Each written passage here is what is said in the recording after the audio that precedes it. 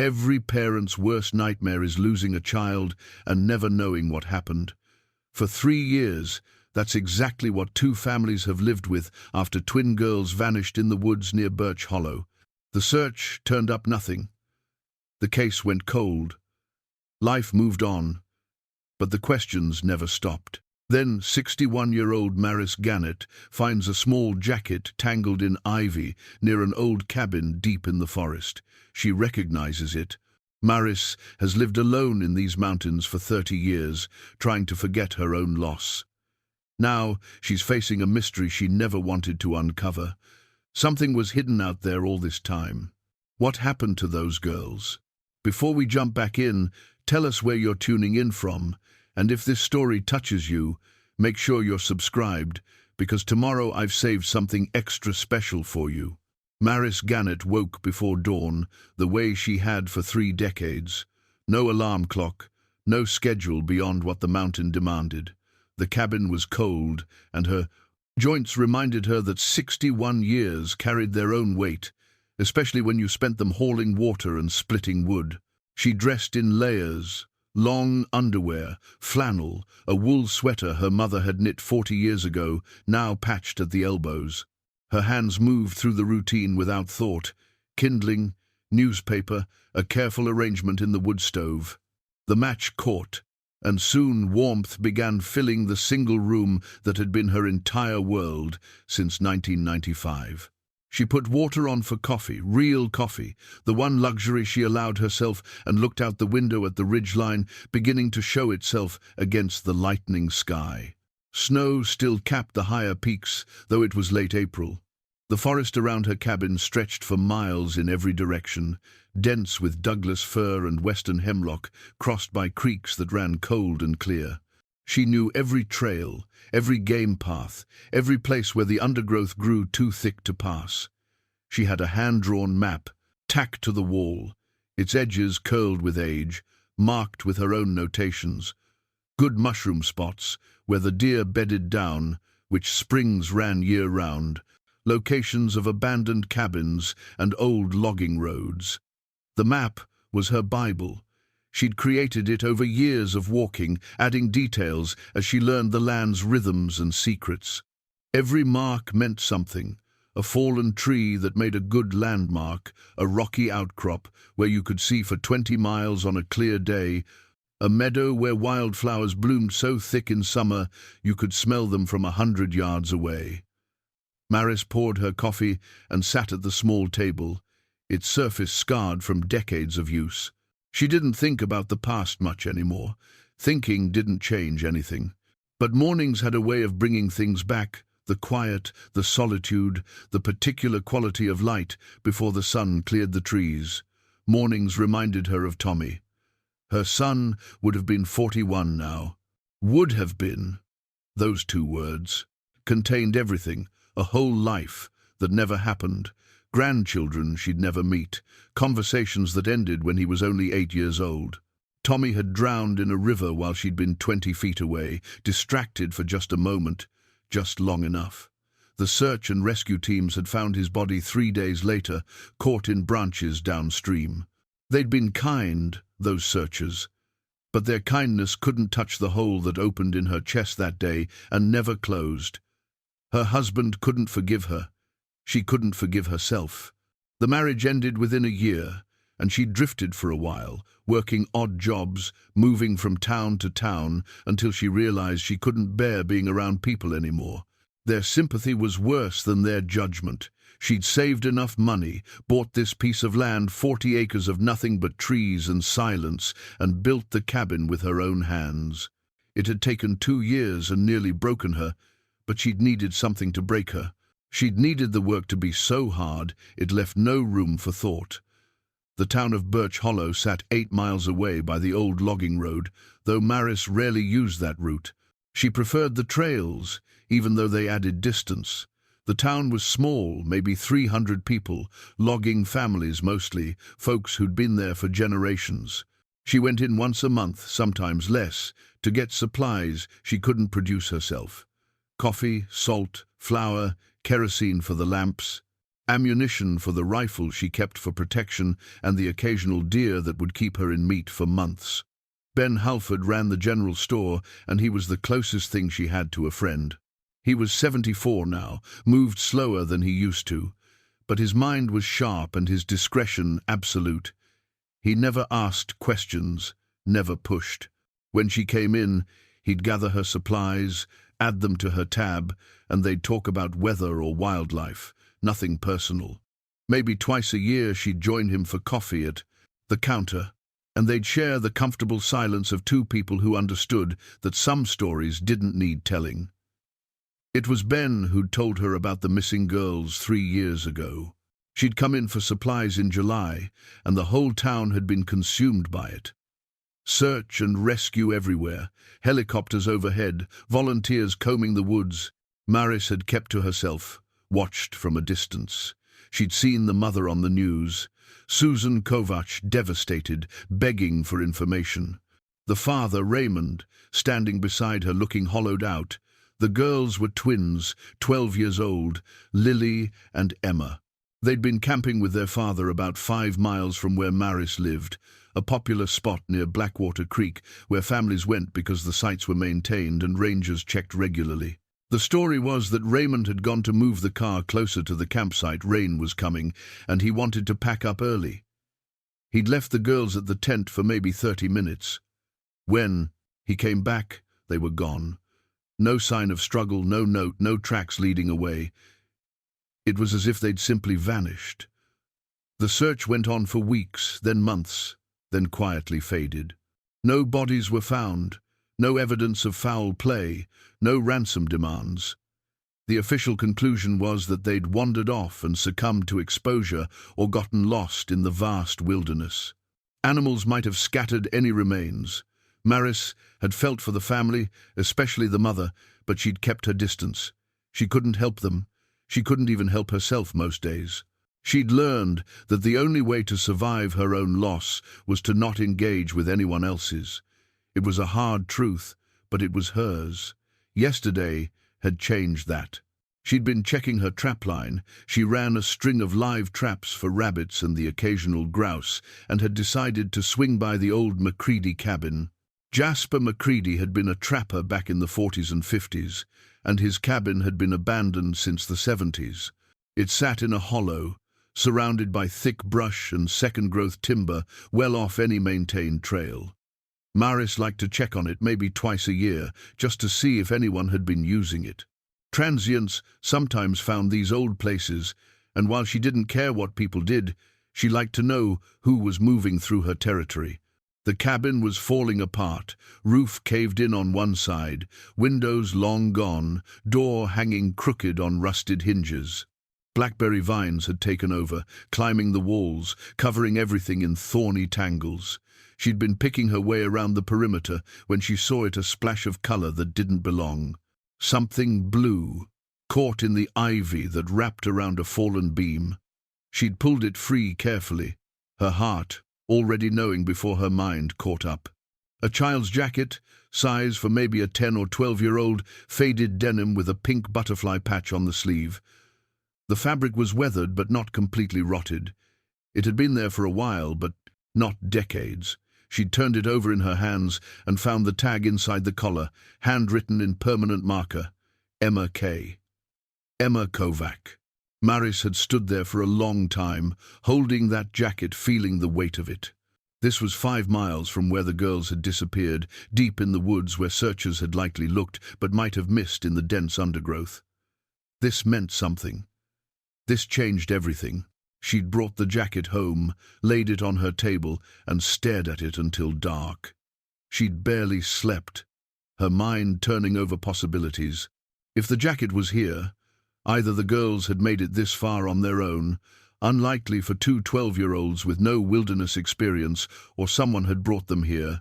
And if someone had brought them here, that meant abduction. It meant they might have been alive, at least for a while. It meant the official story was wrong. Maris finished her coffee and looked at the jacket again in the morning light. She knew what she should do. She should take it to the sheriff, hand it over, let them handle it.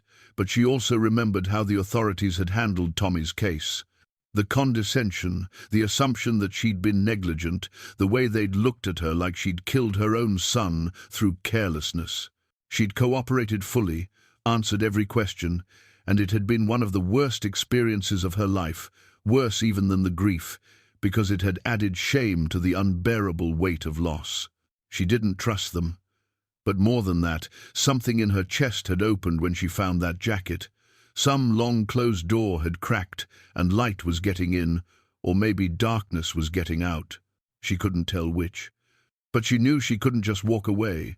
Those girls had mothers, fathers, people who loved them, and had spent 3 years in the particular hell of not knowing.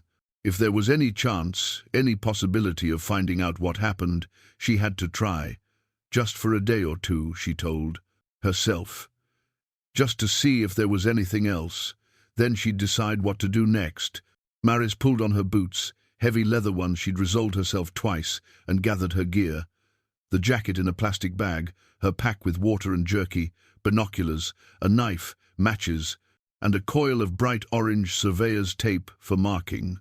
She checked the rifle, decided against it too heavy for what she was doing, and took her fixed-blade knife instead. The morning had fully arrived, clear and cool, perfect for covering ground. She locked the cabin, unnecessary really, but habit, and headed back toward the Macready place. The walk took 40 minutes at her steady pace, and she used the time to think through what she knew. The jacket was evidence. But of what exactly? The girls had been there, or at least one of them had. When? The fabric conditions suggested months or maybe a year or two, but she wasn't an expert. Had they been alive? Had they left willingly or been carried? The old cabin looked different in daylight, less menacing, just sad and forgotten. She approached slowly, studying the ground. Spring mud held tracks well, but she saw nothing recent, just deer prints and what might have been coyote. She began a systematic search, working in a spiral pattern outward from where she'd found the jacket, looking for anything unusual. That's when she saw it. About 20 feet from the cabin, partially hidden under a mossy rock, a single page, folded and refolded, the paper thick and water-damaged, but protected enough to still be readable. Maris picked it up carefully and unfolded it. The handwriting was a child's, the letters careful and round.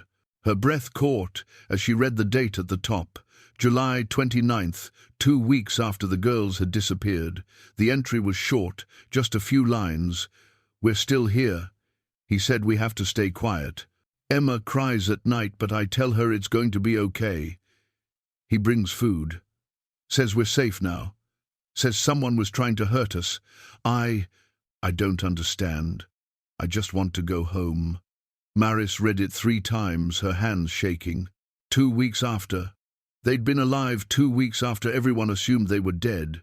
And someone had been keeping them here, someone who told them they were in danger, who brought them food, who kept them hidden while the whole town searched. She looked around the clearing with new eyes. Someone had done this. Someone had taken these children and held them here. The question was whether they were protecting them or hurting them, and whether those two things might somehow be the same. Maris sat down on a fallen log, the diary page still in her hands. Her mind was racing, trying to piece together what this meant. The official search had lasted 6 weeks, with the most intensive effort in the first 2.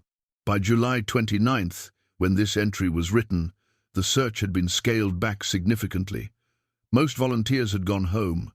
The prevailing theory was that the girls had died within the first day or 2, that their bodies were somewhere in the vast wilderness, possibly dragged off by animals or hidden in some crevasse or ravine. But this page proved otherwise. At least one of them, the entry wasn't signed, but the reference to Emma crying suggested it was Lily. Writing had been alive and conscious enough to keep a diary. And more disturbing, they'd been with someone. Someone who brought food, someone who told them they were being protected from an unnamed threat. Maris looked at the page again, studying every detail. The paper was standard lined notebook paper, the kind kids used in school. The ink was blue ballpoint, slightly smeared in places where water had touched it, but still legible. The handwriting showed stress, some letters pressed harder than others, the lines not quite straight.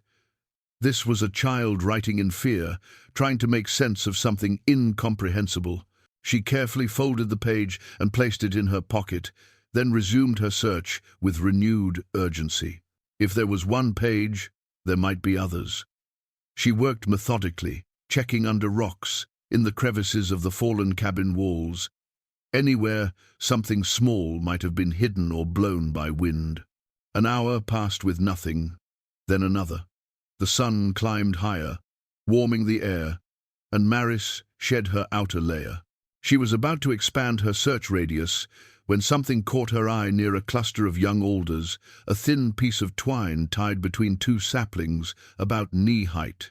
It looked like it might be part of a snare, but when she examined it more closely, she realized it was deliberately placed across what looked like a faint trail through the underbrush.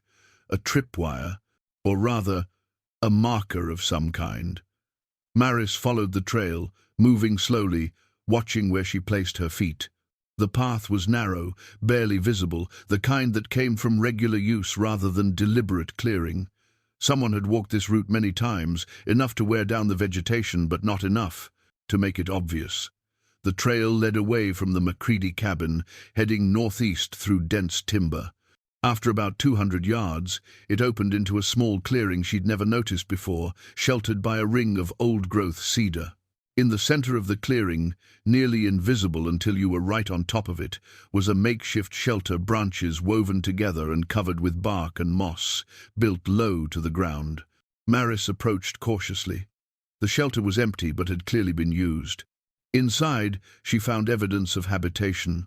A fire ring made of river stones, carefully constructed to minimize smoke. A crude bed frame made from branches with depression in the ground where someone had slept. And most telling, a series of carved wooden stakes driven into the ground in a line, like markers or a calendar. She counted them. 43 stakes, 43 days. Someone had stayed here for at least 43 days, marking time. The shelter showed skill, whoever built it.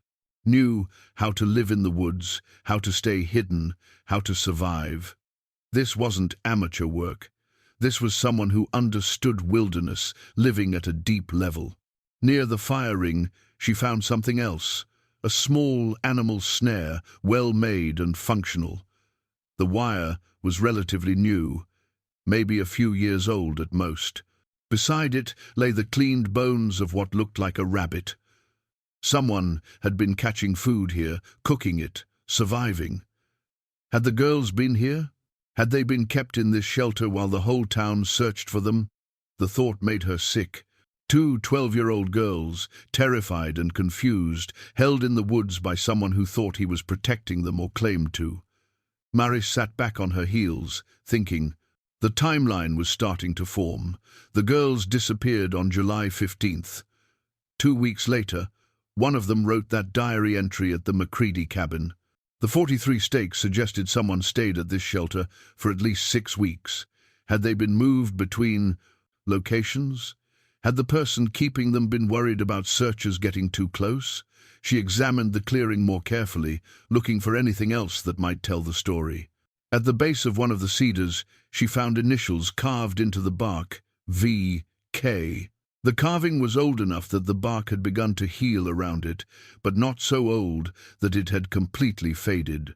Maybe 3 or 4 years. V.K.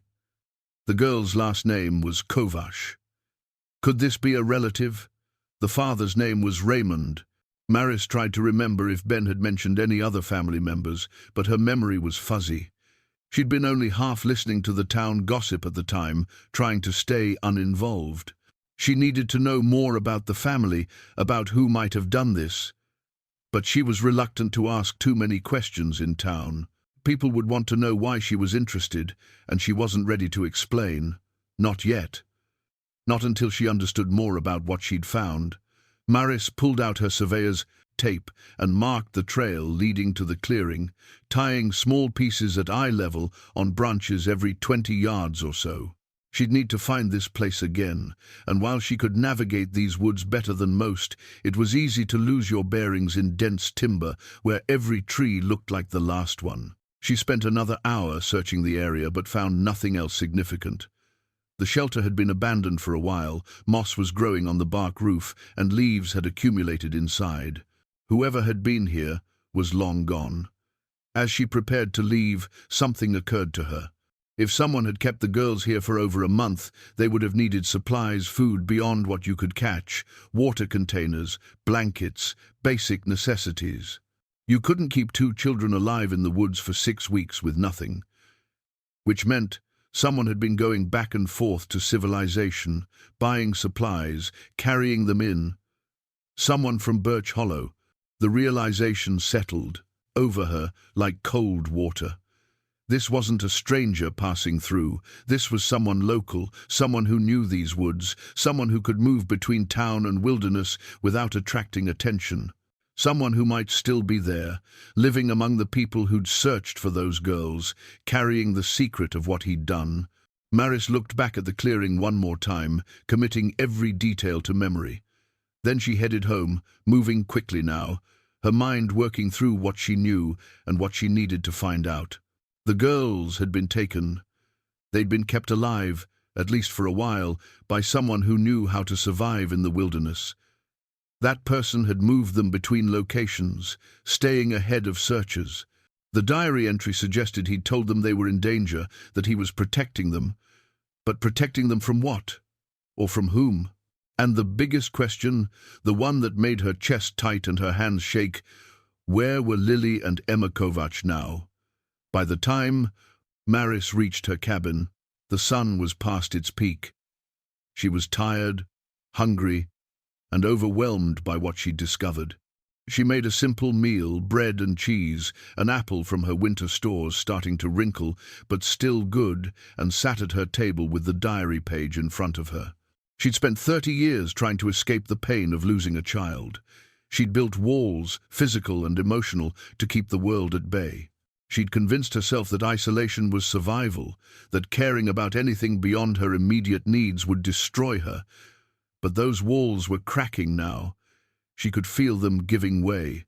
Because somewhere in all of this was a truth that needed finding, and 2 girls who deserved better than to be forgotten. She thought about Susan Kovac, the mother, living for 3 years with no answers. She thought about her own boy, Tommy, and how she'd give anything, to have had him back, to have had even the possibility of finding him alive. She couldn't give Susan her daughters. She didn't even know if they were alive, but she could find out what happened. She could give the mother that much the truth, whatever it was, however terrible it might be. Maris pulled out a notebook and began writing down everything she knew, creating a timeline, listing questions that needed answers. Tomorrow she'd go back to town. She'd talk to Ben carefully, and she'd start gathering information about the Kovac family. She'd find out who V.K. was, and why those initials were carved into a tree near a shelter where someone had hidden 2 missing children. The jacket lay on the table beside her notes, a small blue reminder that some stories don't end when we stop looking. They just wait, quiet and patient, for someone to find them again. Maris woke early again, her body stiff from the previous day's hiking. She was in decent shape for her age, but searching rough terrain for hours took its toll. She stretched carefully, made her coffee, and reviewed the notes she'd written the night before. The questions outnumbered the answers by a wide margin, but at least now she had a framework to work from. She decided to spend one more day searching before going into town. If she was going to ask questions about the Kovac family, she needed to know as much as possible first. Information flowed more freely when you already understood the context, when you could ask the right questions instead of fumbling in the dark. This time she brought more supplies, extra water, food for the day, her camera to document anything she found. The morning was overcast, threatening rain, but Maris had spent enough time in these woods that weather didn't concern her much. You got wet, you dried out. That's how it worked. She returned to the clearing with the shelter, using her surveyor's tape markers to find her way. In daylight, with time to really examine the space, she noticed details she'd missed before. The shelter had been carefully positioned to be invisible from above. Helicopter searchers would have passed right over it. The fire ring was designed to disperse smoke, and the clearing itself was small enough that it wouldn't show up as an obvious opening in the canopy. Whoever built this knew about search and rescue techniques. They knew how helicopters worked, how thermal imaging might be used, how ground teams moved through terrain. This wasn't lucky concealment, it was deliberate, informed, hiding. Maris began searching in wider circles around the clearing, looking for any trails leading away from it. She found 3 different paths, each heading in a different direction. One led back toward the MacCready cabin. The second headed toward a small creek she knew, a reliable water source. The third went deeper into the wilderness, away from any maintained trails or known landmarks. She followed the creek trail first, moving slowly and watching for anything unusual.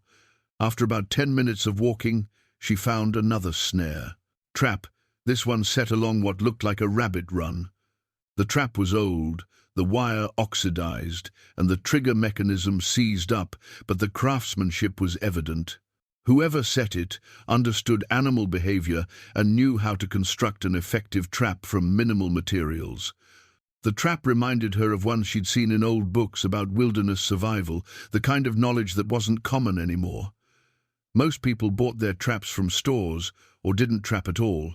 This was traditional woodcraft, passed down through generations or learned from someone who really knew the old ways. She continued along the creek and found a spot where the bank had been carefully excavated to create a small pool for collecting water.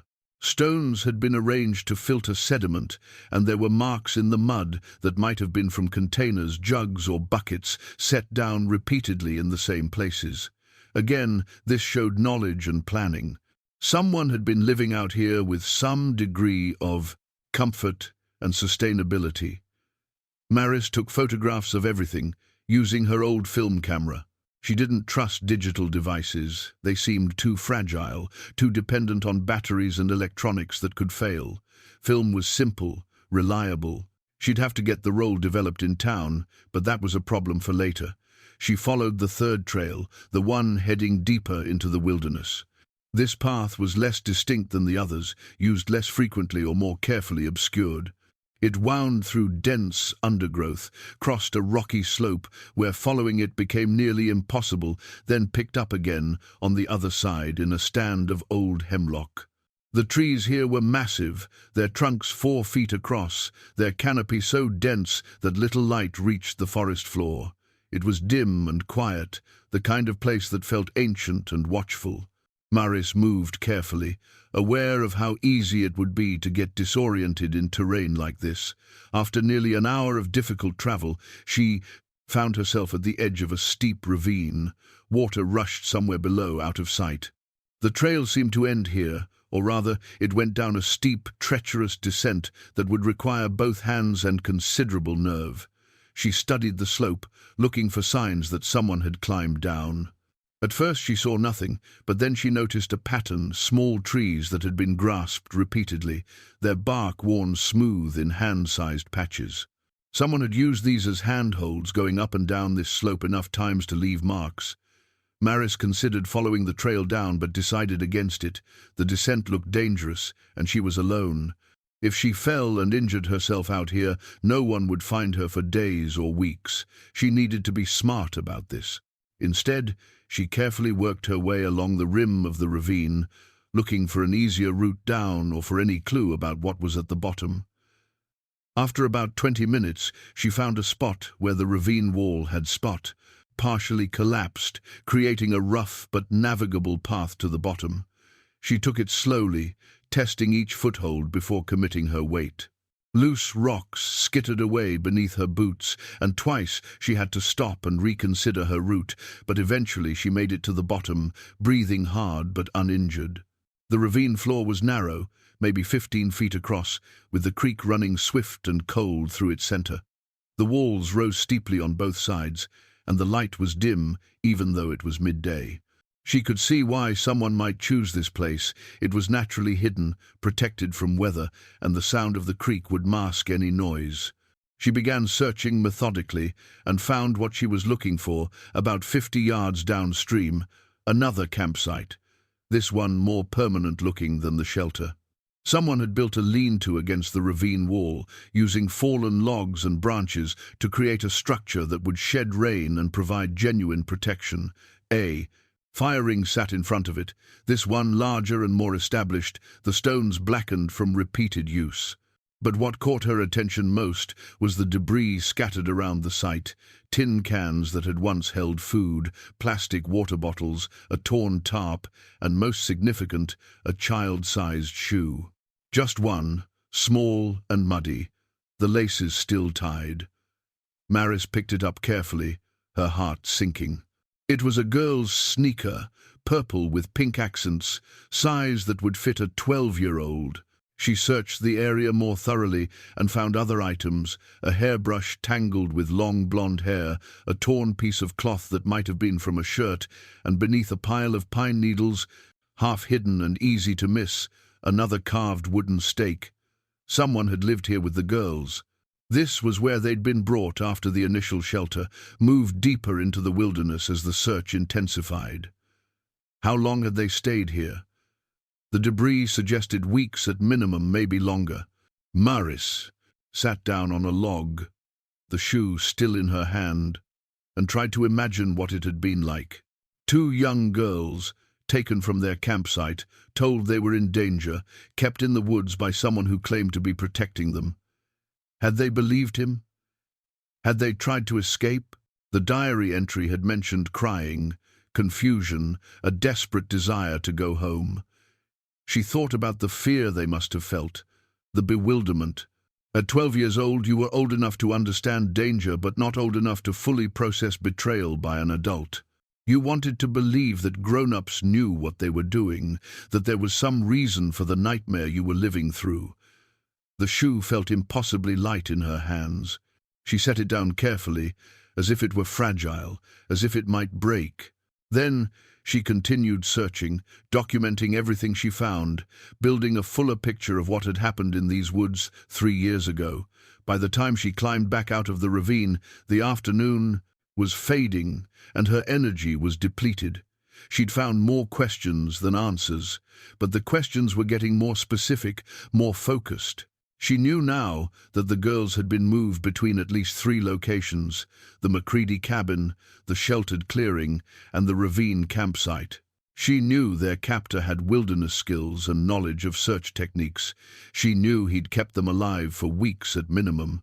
And she knew, based on the abandoned campsites and scattered belongings, that something had changed. Something had ended the pattern of careful hiding and sustainable camping.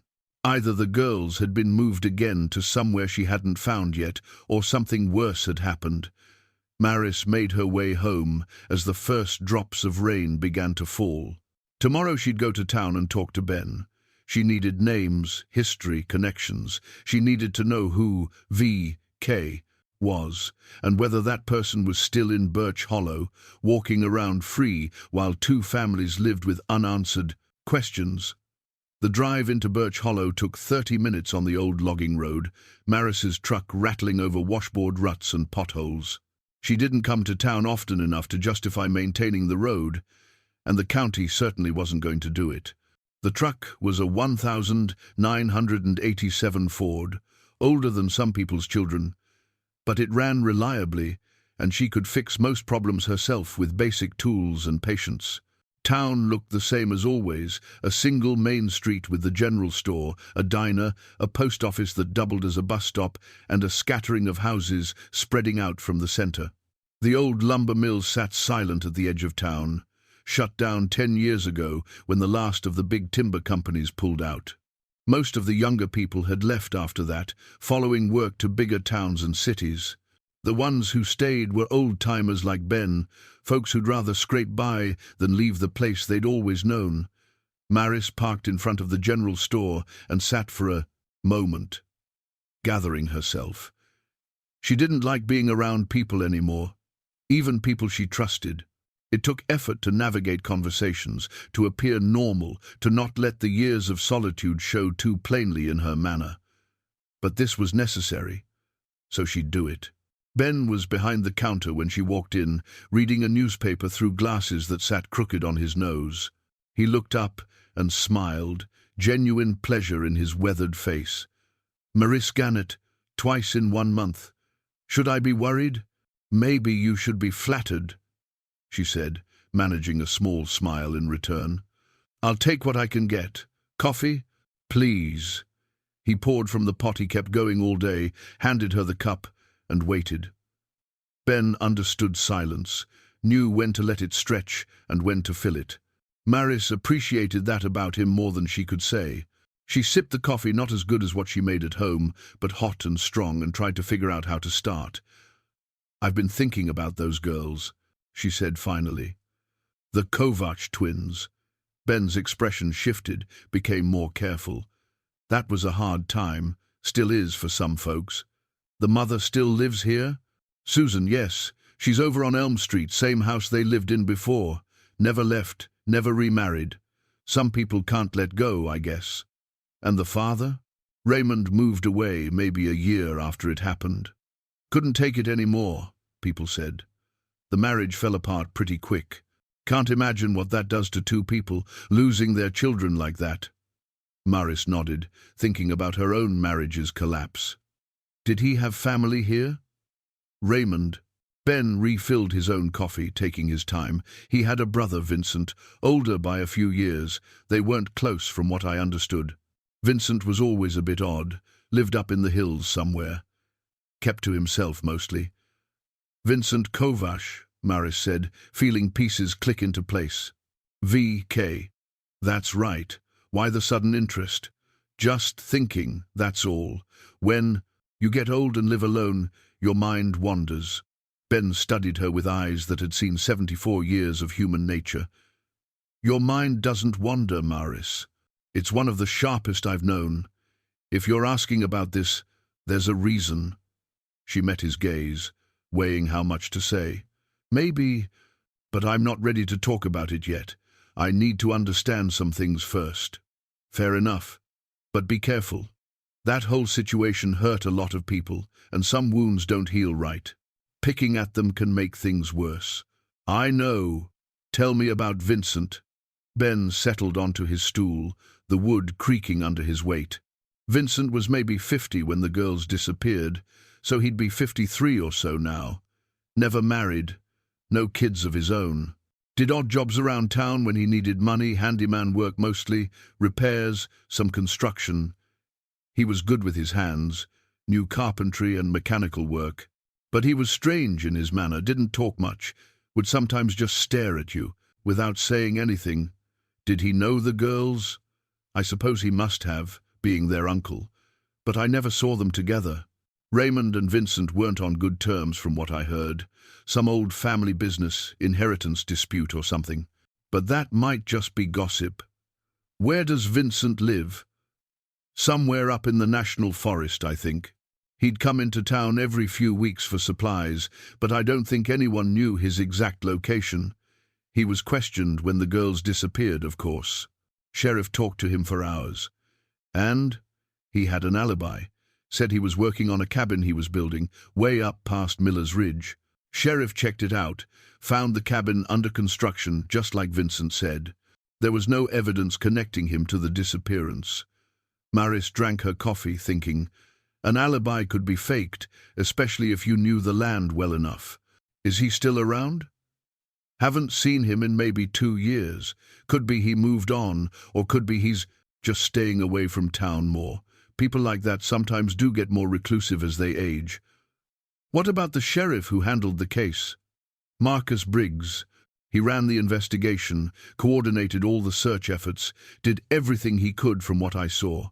But he resigned about 6 months after the search was called off. Said he wanted to retire early, but folks thought it was because the case broke something in him. He took it hard when they didn't find those girls." "Where is he now?" "Got a place out past the interstate, maybe 20 miles from here. Lives alone, mostly keeps to himself. I see him occasionally. He'll come in for supplies." Drinks too much, I think, but that's his business. Maris filed all of this away, building a picture in her mind. Can I see the newspaper coverage from when it happened? Do you still have those papers? Probably in the back room somewhere. I keep a few years' worth. Give me a minute. Ben disappeared through a doorway behind the pass counter. Maris heard him moving boxes, muttering to himself. She looked around the store, the same products in the same arrangement she'd seen for decades.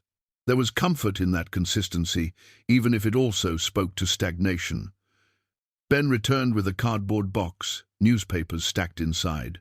3 months of coverage, everything from the disappearance through when they officially called off the search. You can look through them here if you want. Just put them back when you're done. Thanks, Ben. Maris, whatever you're looking into, be careful. If Vincent was involved somehow and you go poking around, that could be dangerous. And if he wasn't involved and you're wrong, you could hurt people for no reason. I know. I'm being careful. Are you? Because careful would be taking whatever you've found to the sheriff's department and letting them handle it. She didn't answer that, just pulled the first newspaper from the box and started reading. Ben sighed, but didn't push. He went back to his own paper, and they sat in companionable silence while Maris worked through the coverage. The front page from July 16th showed a photo of the girls Lily and Emma, identical twins with blonde hair and bright smiles, standing together with their arms around each other. The headline read, "Twin Girls Missing in National Forest." The article laid out the basic facts. Camping trip with their father, gone when he returned from moving the car, immediate search initiated. Subsequent issues tracked the search's progression. Hundreds of volunteers, helicopters with thermal imaging, search dogs, the girl's mother making tearful pleas, Raymond standing beside her, looking devastated. And throughout it all, quotes from Sheriff Briggs promising they'd find the girls, they wouldn't give up, every resource was being deployed. But as weeks passed, the coverage changed tone. Hope gave way to grim determination, then to sad acceptance. By September, the articles were about memorial, services and grief counseling, about a community trying to move forward while carrying an unspeakable loss. Maris found one article that mentioned Vincent specifically. It was brief, just noting that he'd been questioned as part of the investigation into all family members and cleared of involvement. No details about the alibi, no direct quotes, just a single paragraph tucked into a longer piece about investigative procedures. She also found a photograph from the original search, a wide shot of volunteers gathered at a staging area. She studied the faces carefully, looking for Vincent. It took several minutes, but she found him standing at the very edge of the group, partly turned away from the camera, a tall, thin figure with a beard and a baseball cap pulled low. Something about his posture struck her as wrong, though she couldn't quite say why. Everyone else was facing inward, focused on the organizers giving instructions. Vincent was looking away, toward the forest. Toward where, she realized with a chill, the McCready cabin would be. "Find what you needed?" Ben asked. "Maybe. Can I borrow this one photo? I'll bring it back. Take what you need. Just remember what I said about being careful." Maris carefully tore out the page with the photograph, folded it, and put it in her jacket pocket along with the diary page she'd found. She was building a file, physical evidence that might eventually need to be shown to someone official, but not yet. Not until she understood more. "One more question," she said. "Do you know where I might find Raymond?" "The father." Ben frowned. "He moved to Portland, I think. Or maybe Seattle. Somewhere on the coast." "Why?" "Just thorough, that's all. Maris, whatever you're doing, think hard about whether you really want to go down this road. Some truths don't help anyone. And some truths are the only thing that can help," she replied. She finished her coffee, thanked Ben for his help, and headed back to her truck. The photograph felt heavy in her pocket, though it weighed almost nothing. She sat in the driver's seat for a long moment, looking at the quiet street, the ordinary town going about its ordinary business. Somewhere in all of this was the answer to what happened to Lily and Emma Kovacs. Somewhere, Vincent was either guilty or innocent, and Marcus Briggs either knew more than he'd said or was exactly what he appeared to be, a good man broken by an impossible case. Maris started the truck and headed home. Tomorrow she'd begin looking for Vincent's cabin, the one he'd been building 3 years ago, the one that had given him his alibi. Because she had a feeling that if she found that cabin, she might find more than just answers about where he'd been. She might find answers about where the girls had been too. Miller's Ridge was rugged territory, even by mountain standards. The ridge ran north-south for about 8 miles, with steep eastern slopes and slightly more gradual western approaches. It was remote enough that most hikers avoided it, and the few trails that crossed it were poorly maintained and difficult to follow. If Vincent had wanted privacy, this was the place to find it. Maris studied her hand-drawn map, trying to narrow down where someone might build a cabin in this area. You needed relatively flat ground, access to water, timber for construction, and ideally southern exposure for warmth and light. She marked 3 possible locations on her map, then began the long hike in. The first location was a washout, literally. A seasonal stream had flooded at some point, scouring away topsoil and leaving only rocks and debris. No one would build here. The second spot showed promise, a small bench of level ground with good trees and a spring, but when she searched carefully, she found no sign of human activity. The third location took 4 hours to reach, climbing steadily through dense forest, crossing 2 ridgelines, and finally descending into a pletinshire, hidden valley on the eastern side of Miller's Ridge. And there it was. A cabin, tucked into the trees, built from local timber and showing skilled craftsmanship. It was a simple structure, maybe 20 feet by 15, with a steep pitched roof to shed snow, a stone chimney, and windows positioned to catch southern light. The cabin looked finished, or near enough, with weathered siding and a door that hung straight on its hinges. Maris approached cautiously, watching for any sign that someone was home. The place felt empty. That particular silence that comes when a building has been unoccupied for a while. Still, she was careful. She circled the cabin first, looking at the ground, the surroundings, anything that might tell her about who lived here and when they'd last been present. The area around the cabin had been cleared just enough to prevent fire hazard, with brush cut back and dead trees removed. A woodshed stood to one side, partially filled with split logs. A fire ring sat, in front of the cabin, stones arranged in a careful circle.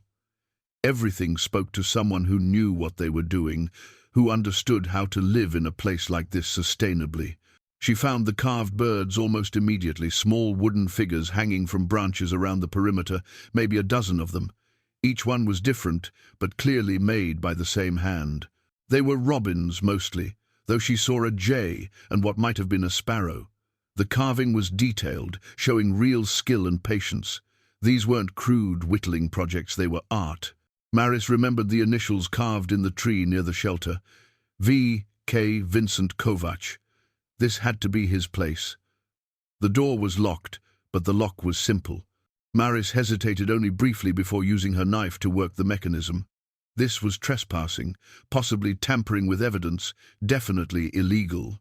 But she'd come too far to turn back now, and something told her that whatever answers existed, some of them were. Inside this cabin, the interior was dim, one window on each wall providing light. It was tidy, almost obsessively organized. A bed in one corner, a small table and chair in another, shelves built into the walls holding supplies. A wood stove for heat and cooking, with a stack of wood beside it. Everything you'd need for basic living, nothing extra. Maris moved carefully, trying not to disturb anything while she searched. The supplies on the shelves were interesting: canned goods, dried beans, rice, flour, sugar. Enough for maybe 6 months if you were careful. But some cans had dust on them, and when she checked dates, she found they'd expired a year ago. No one had been maintaining this stockpile recently. On the table sat a calendar from 2 years prior, with various days marked in pencil. She studied the marks, trying to find a pattern. Some days had X's, others had check marks, still others had small notations she couldn't quite read. It looked like someone tracking. Something, maybe trips to town, maybe work schedules, maybe something else entirely. She found clothes hanging on pegs, men's clothes, worn and practical. Work boots by the door, a heavy coat, gloves. In a small trunk at the foot of the bed, she found more personal items, photographs, letters, a few books. She examined the photographs carefully. One showed 2 boys, maybe 8 and 10 years old, standing in front of an old farmhouse. Brothers, clearly they had the same features, the same stance. The older boy had his hand on the younger one's shoulder, protective. She turned it over and found writing on the back, Vincent and Raymond, 1981. Another photograph showed the same 2 boys as teenagers, but the dynamic had changed. They stood apart now, not touching, their expressions guarded. Something had happened between childhood and adolescence, some rift that showed in their body language. The most recent photograph showed Raymond as an adult, with his wife and the twin girls. They looked happy. The girls maybe 10 years old in the picture, their smiles genuine. But Vincent wasn't in the photo. Whoever took it had cropped him out, or he'd never been included in the first place. Maris found letters in the trunk too, most of them old, from their mother, judging by the salutation, "Dear Vincent," and the maternal tone.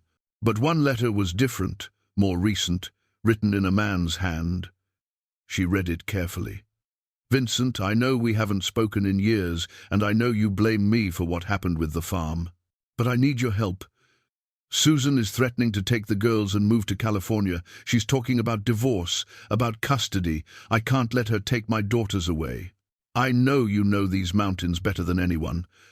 I know you could help if you wanted to. They're family, Vincent. Your nieces. Please think about it. Raymond." The letter was dated July 10th, 5 days before the girls disappeared. Maris read it again, her hands shaking, slightly. This changed everything. Raymond had reached out to Vincent before the disappearance. He'd talked about losing his daughters, about custody disputes. And then, 5 days later, the girls vanished while camping with Raymond. She searched more carefully now, looking for any other correspondence, any reply from Vincent. She found it tucked between the pages of a book, a handwritten note, crude and brief. "I'll keep them safe. Trust me." No date, but the implication was clear. Vincent had agreed to help. But help with what? Had Raymond asked him to take the girls, to hide them? Had this been a planned disappearance, a custody dispute that spiraled into something worse?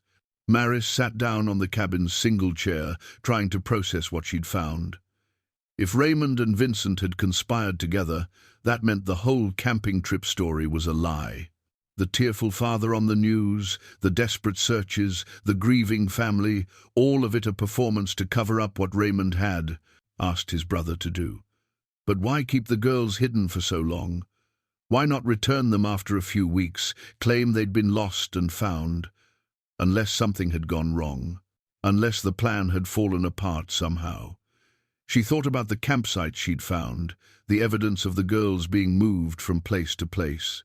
Vincent had been living rough, keeping them hidden, while the whole town searched, and eventually something had changed. The camps were abandoned, the supplies left behind. Where had Vincent taken them next, or had he taken them anywhere at all? Maris searched the cabin more thoroughly, looking for any clue about what had happened after those weeks in the woods. She found a map similar to her own, hand-drawn and detailed, with various locations marked. She recognized the McCready cabin, the clearing with the shelter, and the ravine campsite, all marked with small X's and dates. Vincent had been tracking his movements, documenting where he'd kept the girls. But the map showed one more location, farther north, marked with a question mark and the notation, "Last Resort."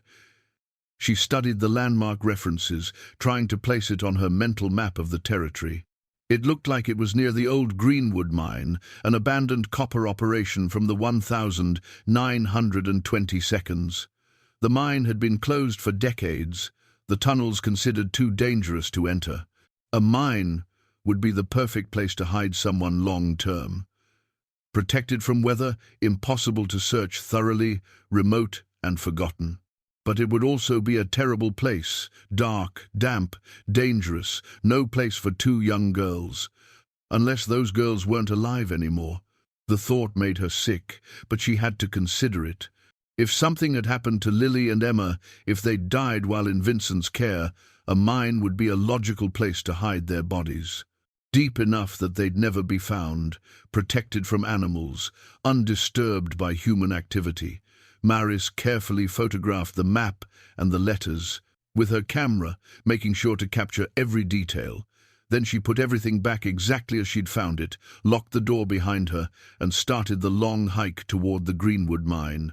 The afternoon was waning, and she knew she wouldn't reach the mine before dark, but she needed to at least locate it, to confirm it was where she thought it was. Tomorrow she could return with proper lighting and equipment. As she walked, her mind kept returning to Raymond's letter. I can't let her take my daughters away. The desperation in those words, the selfishness. He'd loved his daughters, clearly, but in a possessive way that couldn't accept loss. So he'd conspired with his estranged brother to make them disappear, to punish his wife, to maintain control.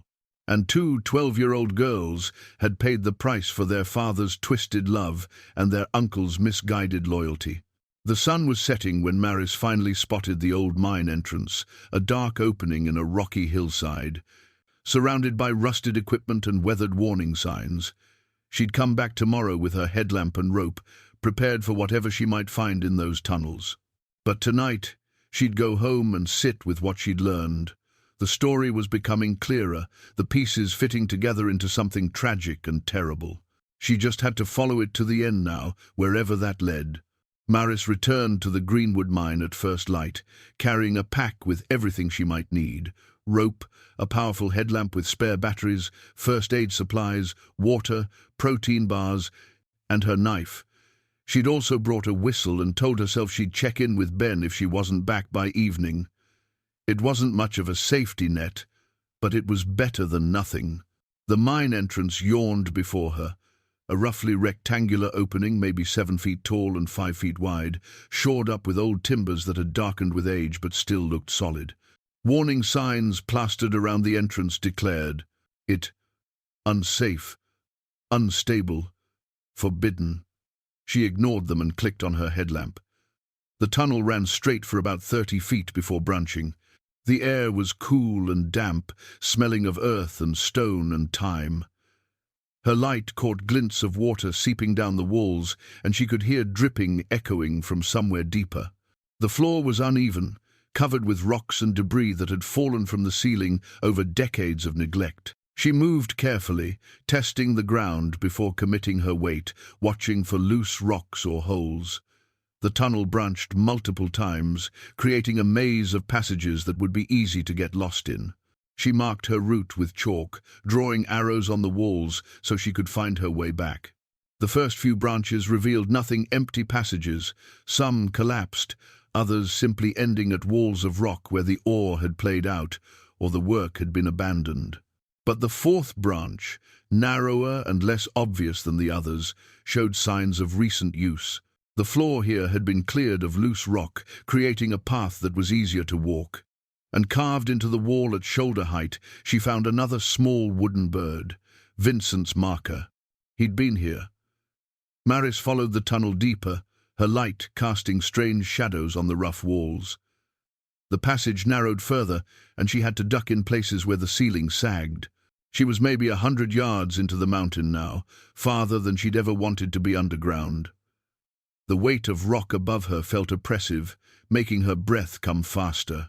The tunnel opened into a small chamber, maybe 15 feet across, with a higher ceiling where the miners had extracted a vein of ore, and there, in the corner, she found evidence of extended habitation.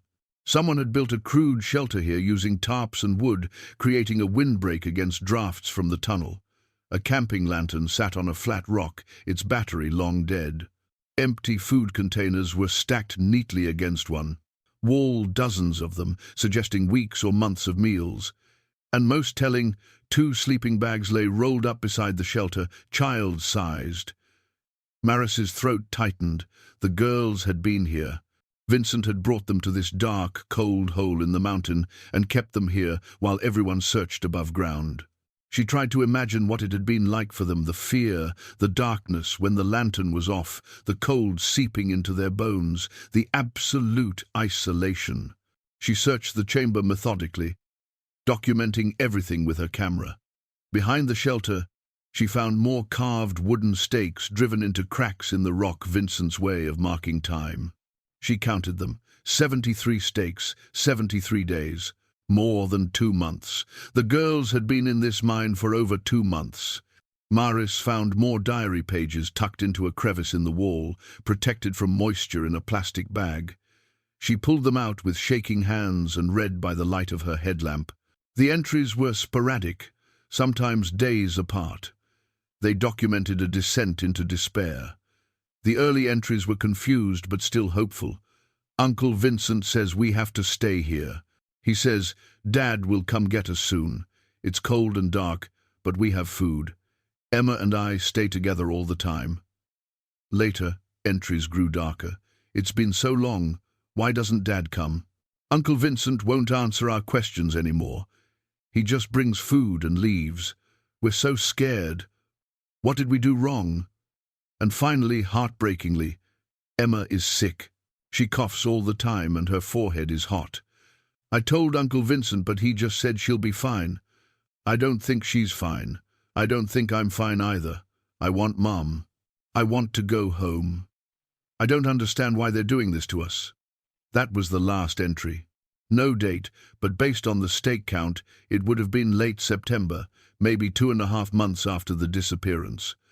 Maris sat down on the cold stone floor, the pages in her hands, fighting back tears. These girls had suffered so much, had endured so much fear and confusion and pain. And for what? Because their father couldn't accept losing custody. Because Vincent had been convinced he was helping? She looked around the chamber again, looking for any clue about what had happened next. The shelter was abandoned, the supplies left behind. If the girls had gotten sick down here, pneumonia maybe, or hypothermia, or any of a dozen things that could kill you in these conditions, where were their bodies? She expanded her search, checking the other tunnels that branched off from the chamber. Most were short dead ends, but one continued deeper into the mountain. She followed it reluctantly, not wanting to go farther but unable to stop now. 50 feet in, the tunnel widened into another chamber, smaller than the first. And there, she found what she'd been dreading, a grave. Someone had piled rocks into a cairn, carefully arranged, about the right size for a child's body. A single wooden bird sat on top, a robin carved with particular care. Maris's knees felt weak. She sat down heavily, staring at the cairn. One grave, only one. She didn't understand. There were 2 girls. If something had happened to them, where was the other grave? Had Vincent only buried one? Had the other? She couldn't finish the thought. It was too terrible, but she forced herself to think logically. One grave meant one death, which meant one survivor. But if one of the twins had survived, where was she? Maris searched the rest of the mine thoroughly, checking every passage, every chamber. She found nothing else, no second grave, no more campsites, no other evidence. Just that single cairn and the abandoned shelter with its heartbreaking diary entries. She sat in the main chamber for a long time, trying to piece together what must have happened. The timeline was clear enough. Vincent had kept the girls here for over 2 months, probably moving them from the outdoor. Campsites as fall weather made outdoor living too difficult. Down here they'd be protected from snow and freezing temperatures, but they'd also be exposed to damp and cold and darkness. One of them had gotten sick. Emma, based on the diary entry, and she died here, in this dark hole, far from her mother, surrounded only by fear and confusion, and the uncle who'd claimed to be protecting her. But what about Lily? What had happened to the surviving twin? Maris photographed everything: the shelter, the supplies, the cairn, the diary pages. She took dozens of photos, making sure to capture every detail that might be important later. Then, she carefully made her way back to the entrance, following her chalk marks, breathing easier with every step that brought her closer to daylight. When she finally emerged into the afternoon sun, she stood for several minutes, just breathing fresh air and feeling warmth on her face. The mine had felt like a tomb, and in many ways it was. At least one of the Kovac girls had died in there, lost to cold and illness and the terrible choices adults had made. But one might still be alive. One might still be out there somewhere, living under a different name, believing her mother had abandoned her, carrying trauma that would never fully heal. Maris needed to find Marcus Briggs. The former sheriff had run the investigation, had questioned Vincent, had supposedly cleared him. But something wasn't right about that. Vincent's alibi had been this cabin he was building, and Briggs had checked it and confirmed Vincent was where he said he was. But that didn't mean Vincent wasn't involved. It just meant he had a plausible explanation for his whereabouts. Had Briggs known? Had he found evidence and buried it? Or had he simply failed to look deep enough to ask the hard questions? Tomorrow she'd track down Briggs at his place past the interstate. She'd confront him with what she'd found and demand the truth. Because somewhere in all of this was a surviving girl who deserved to know what had happened to her sister, deserved to be returned to her mother, deserved at least the possibility of healing. Maris started the long walk back to her cabin, the weight of what she'd discovered heavy on her shoulders. She'd come out here 30 years ago to escape pain, to hide from a world that had taken her son and left her broken. She'd built walls around herself and called it survival. But those walls were gone now, shattered by a small blue jacket and a diary page, and the ghost of two girls who'd never had the chance to grow old. She couldn't hide anymore. She couldn't pretend this wasn't her responsibility. She was going to find out what happened to Lily Kovac, and she was going to make sure someone paid for what had been done to these children. Marcus Briggs lived in a single wide trailer on a piece of scrubland 20 miles past the interstate. The property was surrounded by chain-link fence with no landscaping to speak of. Just dirt and weeds and a rusted truck sitting on blocks. It looked like the home of someone who'd given up on appearances, maybe given up on a lot of things. Maris parked her truck outside the fence and sat for a moment, preparing herself. This conversation could go badly. Briggs might be dangerous if he'd been covering up what happened. Or he might be broken and defensive. Either way, she needed to be careful about how she approached this. She walked to the gate and knocked. No response. She knocked louder, rattling the metal. Finally, she heard movement inside, and the door opened to reveal a man who looked much older than his years. Briggs was maybe 60, but he could have passed for 75. His face was deeply lined, his eyes bloodshot, his hands shaking slightly as he held onto the doorframe for support. "What do you want?" His voice was rough, hostile. "My name is Maris Gannett. I need to talk to you about the Kovac girls." Something flickered across his face, fear, guilt, anger, all mixed together. "I got nothing to say about that. Investigation's closed. You closed it wrong. Get off my property. I found Vincent's cabin. I found the campsites where he kept them. I found the mine." Briggs went very still. The color drained from his face. "You don't know what you're talking about. I found Emma's grave." He sagged against the doorframe, all the fight going out of him. For a long moment he just stood there, and Maris thought he might collapse. Then he straightened, just slightly, and stepped back. "Come in. But don't expect me to feel sorry for anything." The trailer's interior matched its exterior, neglected, depressing, smelling of stale alcohol and unwashed dishes. Briggs moved to the small kitchen area and pulled a bottle of whiskey from a cabinet. He poured himself a glass, didn't offer her any, and drank half of it in one swallow. "How much do you know?" he asked finally. "I know Raymond contacted Vincent before. The girls disappeared. I know Vincent agreed to help. I know they kept those girls hidden for months while everyone searched. I know Emma died in that mine. What I don't know is what you did when you found out." Briggs laughed, a bitter sound. "What I did? That's a hell of a question." He drank more whiskey, then sat down heavily on a worn couch. "I did my job, at first. Ran the investigation by the book. Questioned everyone, followed every lead, coordinated the search. And I cleared Vincent because his alibi checked out. He was where he said he was, working on that cabin." "But you went back later?" Yeah, I went back. About 3 months in, I started thinking about it more.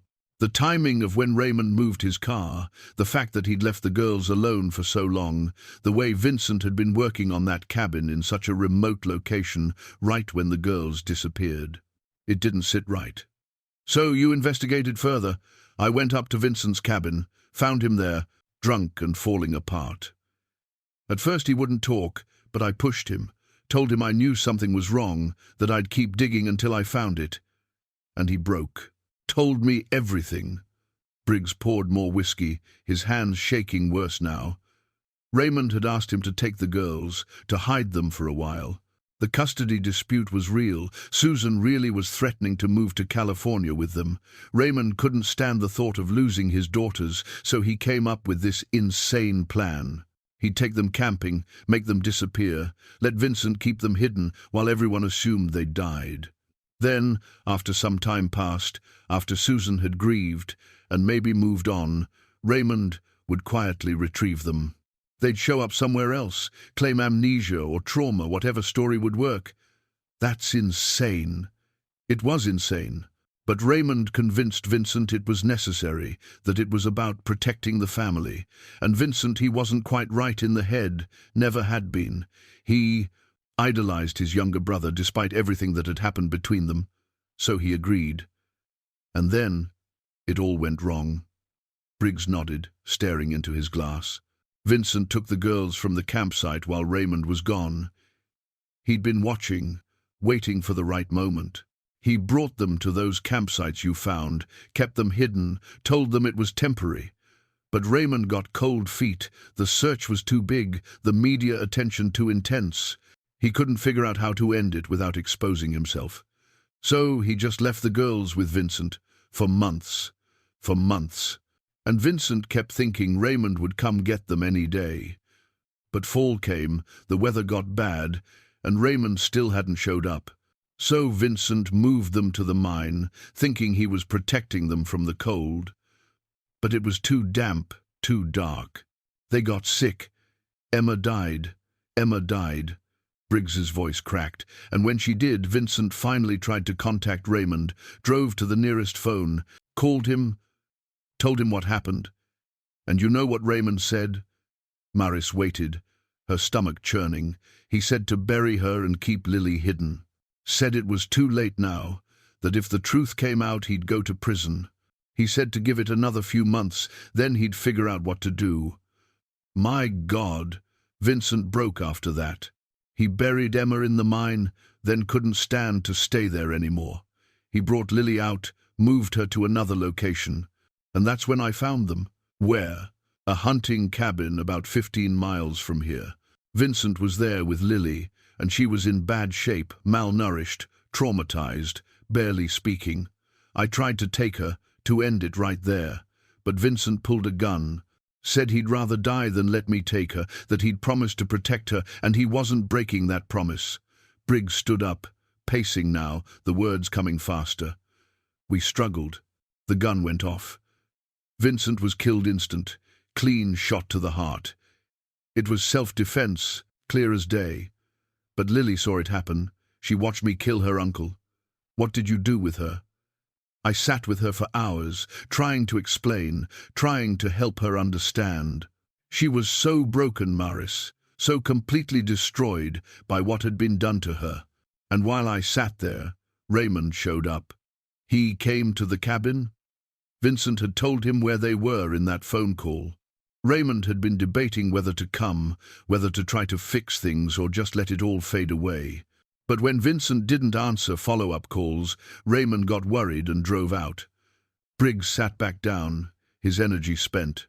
Raymond walked in, saw Vincent dead, saw Lily traumatized, saw me with my service weapon still in hand. And he begged me, got down on his knees and begged me not to report it. Said Susan couldn't handle the truth, that it would destroy her to know her husband had done this. Said Lily would be better off not being dragged through the investigation and media circus. Said he'd make sure she got care, a new life, a chance to heal somewhere away from all of this. And you agreed. I agreed. God help me, I agreed. We buried Vincent next to his brother's property, told people he'd moved away. Raymond took Lily to a private facility out of state, got her therapy, gave her a new identity. He pays for everything, watches over her from a distance. She's alive, Maris. She's 15 now, living with a foster family, going to school, slowly healing, while her mother thinks she's dead. Briggs's face crumpled. Susan? God, Susan, that woman has suffered more than anyone should have to suffer. But Raymond convinced me it was better this way, that telling her the truth would just add to her pain, make her relive everything. That Lily needed a clean break, a new start. That's not your decision to make. I know that now. I knew it then, really, but I let Raymond talk me into it. I was tired, overwhelmed, and I wanted to believe there was a way to end it without more pain. So I helped him cover it up. I buried evidence, falsified reports, lied to everyone, and I've been living with it every day since. You have to tell her, Maris said. Susan deserves to know her daughter is alive. If I tell her now, after 3 years, what happens? I go to prison for obstruction of justice, evidence tampering, probably accessory after the fact. Raymond goes to prison for kidnapping and contributing to Emma's death. Susan finds out her husband destroyed her family and her daughter thinks she abandoned her. Lily's life gets turned upside down again. Who does it help? It helps the truth. The truth, Briggs said bitterly. The truth is poison. It doesn't heal anything, it just spreads the damage around. Maris stood up, looking down at this broken man who'd made terrible choices for what he thought were good reasons. You're wrong. The truth is the only thing that can heal. It might hurt, it might be terrible, but it's real. And these people deserve real. They deserve to know what happened and to decide for themselves how to move forward. So what are you going to do? Turn me in? Expose everything? I'm going to find Lily. I'm going to tell Susan her daughter is alive, and then I'm going to let them decide what happens next. Not you, not Raymond. Them. Lily's in a facility in Oregon, White River Group Home, outside Portland. She goes by Sarah Morgan now. And Raymond? Seattle. Works in construction under his real name. Sends money every month for Lily's care. Never visits. Never calls. Coward couldn't even face what he'd done. Maris turned to leave, then stopped. Why did you tell me all of this? You could have denied everything, claimed I had no proof. Briggs looked at her with exhausted eyes. Because I'm tired. I've been carrying this for 3 years, and it's been killing me. Part of me hopes you expose everything. At least then, it would be over. It will be over, Maris said. One way or another. She left the trailer and sat in her truck for a long time, trying to process everything she'd learned. The story was even worse than she'd imagined, not just abduction, but conspiracy between a father and his brother. Not just one death, but a cover-up involving a sheriff. Not just 2 missing girls, but 1 dead and 1 living a lie. And somewhere in Oregon, Lily Kovach, now Sarah Morgan, lived without knowing. Her mother still grieved for her, still loved her, still kept her room exactly as it had been 3 years ago. Maris started her truck and pointed it toward home. She had decisions to make, plans to form. But one thing was certain. This secret had lived long enough. It was time to bring it into the light, no matter how much pain that light revealed. Maris spent that night organizing everything she'd found. The jacket, the diary pages, the photographs from Vincent's cabin, pictures of the mine and the campsites, notes from her conversation with Briggs. She spread it all out on her table and studied it like pieces of a puzzle, making sure she understood the full story before she tried to tell it to anyone else. The evidence told a clear narrative, but it was the kind of story that would shatter lives even as it answered questions. Susan would learn her daughter was alive, which was a gift beyond measure. But she'd also learn her husband had orchestrated the kidnapping, that her other daughter had died because of his choices, that 3 years of grief could have been avoided if people had just told the truth. How did you deliver news like that? How did you prepare someone for information that would fundamentally alter everything they thought they knew about their life? Maris didn't sleep much that night. She kept thinking about Susan Kovacs, this woman she'd never met but felt connected to through the shared experience of loss. Susan had been living in a particular kind of hell, the hell of not knowing.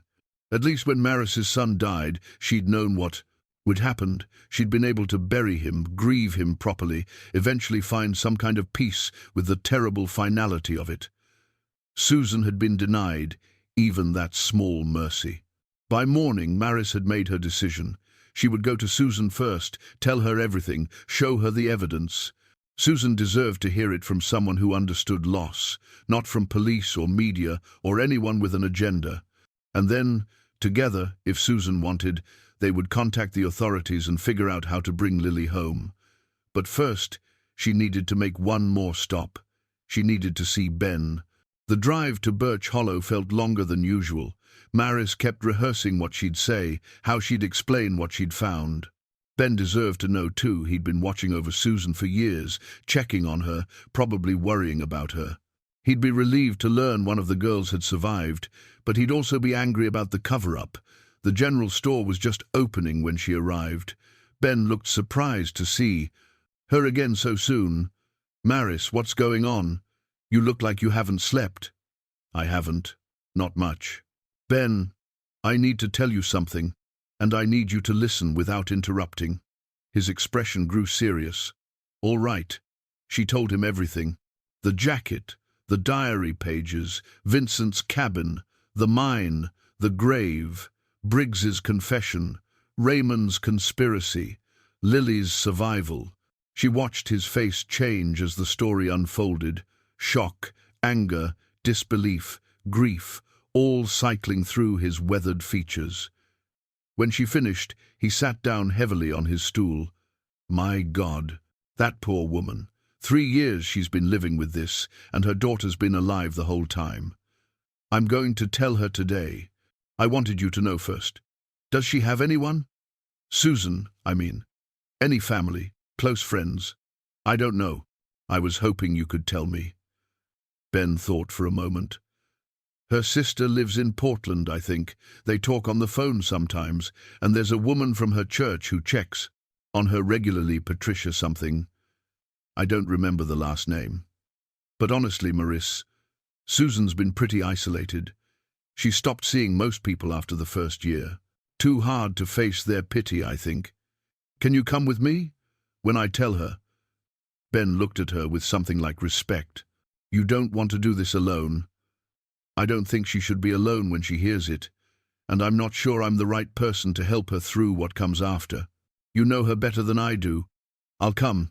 Give me a few minutes to close up. They drove to Elm Street in Maris's truck, neither of them saying much. The neighborhood was old, the houses small and well-maintained, the kind of place where people had lived for generations. Susan's house was a pale yellow bungalow with a small porch and flower boxes in the windows, though the flowers had clearly been neglected. Maris knocked, her heart pounding. They waited. She was about to knock again when the door opened. Susan Kovacs. There was in her mid-40s, but looked older, the way grief ages you faster than time. She was thin, her hair starting to grey, her face drawn, but her eyes were still sharp, still aware, and they went immediately wary when she saw strangers at her door. "Mrs. Kovacs? My name is Maris Gannett. This is Ben Halford. Can we talk to you for a few minutes?" "I know, Ben," Susan said slowly.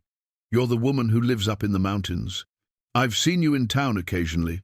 "That's right. Ma'am, I have something important to tell you. Something about your daughters. Can we come in?"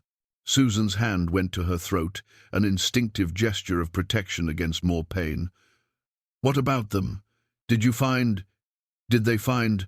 Please, let us come in, and I'll explain everything." Susan stepped back, letting them into a living room that was frozen in time. School photos of the girls hung on the walls. Their backpacks still sat by the door. A pair of small shoes was visible in the hallway. This was a shrine, carefully maintained, a mother's way of keeping her children alive in the only way she could. They sat Susan on the couch, Maris and Ben in chairs across from her. Maris set her bag on the floor, the evidence inside it feeling heavier than it should.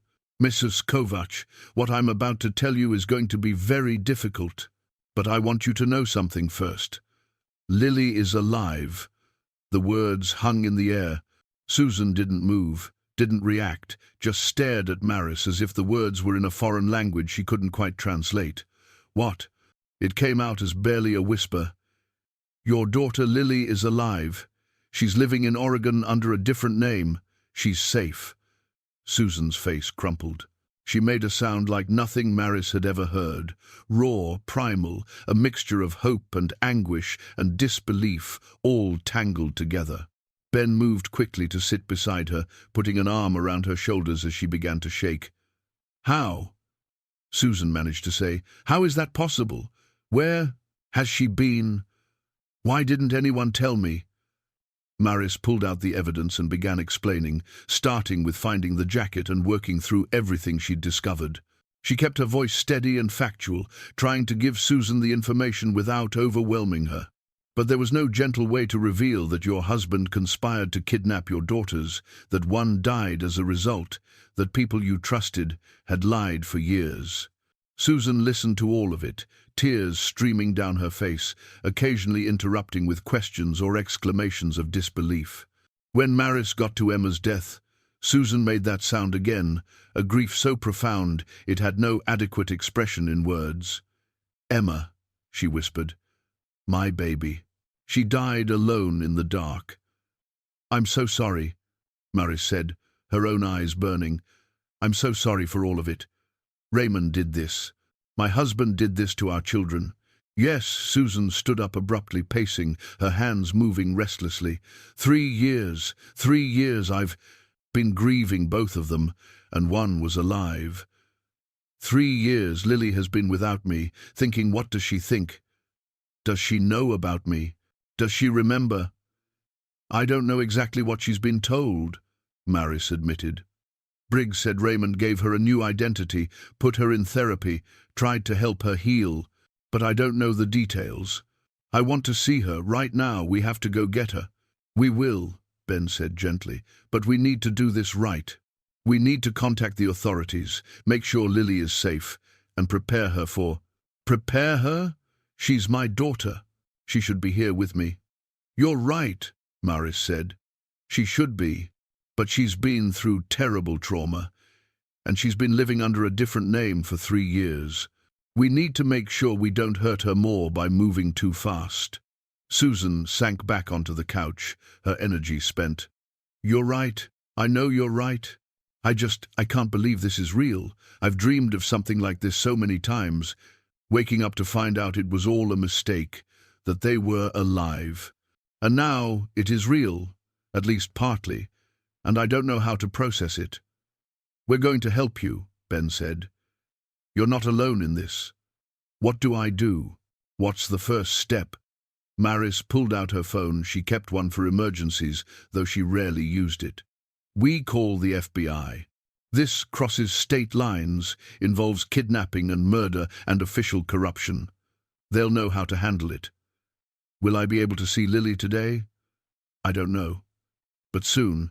I promise you'll see her soon." Susan looked at the photos on her walls, the frozen smiles of her daughters from 3 years ago. She'll be 15 now. She was 12. I've missed 3 years of her life, birthdays, school, everything. Because of Raymond, because of his selfishness. "He'll pay for what he did," Maris said. "Briggs too.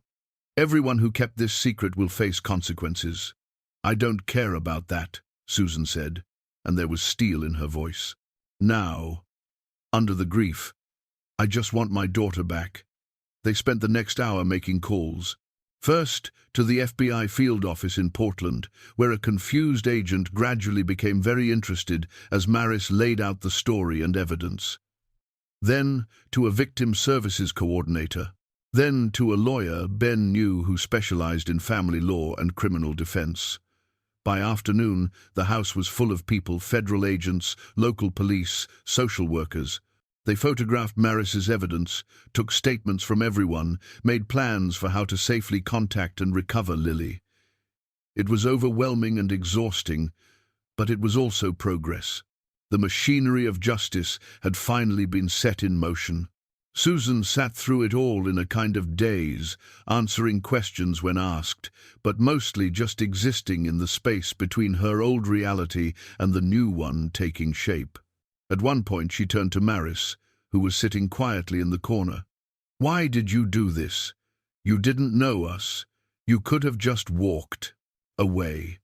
Maris thought about Tommy, about the 30 years she'd spent hiding from pain, about the walls she'd built that had finally crumbled. "I had a son," she said quietly. "I lost him when he was 8. I couldn't save him. But I could do this. I could find your daughter. Sometimes the second chance comes for someone else." Susan crossed the room and hugged her, and Maris let herself be held, let herself feel the weight of another person's gratitude and grief. It was uncomfortable and foreign, but it was also real, more real than anything she'd felt in decades. "Thank you," Susan whispered. "Thank you for bringing her back to me." Outside, through the window, Maris could see more cars pulling up. The media would arrive soon. Once word got out, this would become a national story: the missing twins, the father's betrayal, the corrupt sheriff, the miraculous survival of one daughter. It would be chaos for a while, but through all of that chaos, somewhere in Oregon, Lily Kovach was about to learn that her mother had never stopped looking for her, had never stopped loving her, and was coming to bring her home. The FBI moved quickly once they understood the scope of what had happened. Within hours, they'd verified that Sarah Morgan at the White River Group home was indeed Lily Kovach. They'd located Raymond in Seattle and taken him into custody. They'd brought Marcus Briggs in for questioning. And they'd begun the delicate process of preparing Lily for the truth. Susan wanted to drive to Oregon immediately, but the agents convinced her to wait. Lily needed time to process, they explained. She'd been living as Sarah Morgan for 3 years, believing her mother had chosen not to find her, building a new identity around that painful foundation. Having that foundation suddenly cracked would be traumatic. It needed to be done carefully, with therapists present, with time to prepare. So Susan waited, but she spent that time learning everything she could about her, the daughter's life, for the past 3 years. The group home director, a woman named Dr. Patricia Chen, spoke with Susan on the phone that evening. She was professional, but clearly shaken by what she'd just learned. "I want you to understand," Dr. Chen said, "that we were told Sarah's mother had died and her father was incapacitated. We believed we were caring for an orphan who'd been traumatized by losing both parents. If we'd known the truth—" "I know," Susan interrupted gently. "You were lied to. Everyone was lied to, except the people who knew the truth. Sarah has made progress here. When she first arrived, she barely spoke. She had nightmares every night, anxiety attacks, difficulty trusting anyone.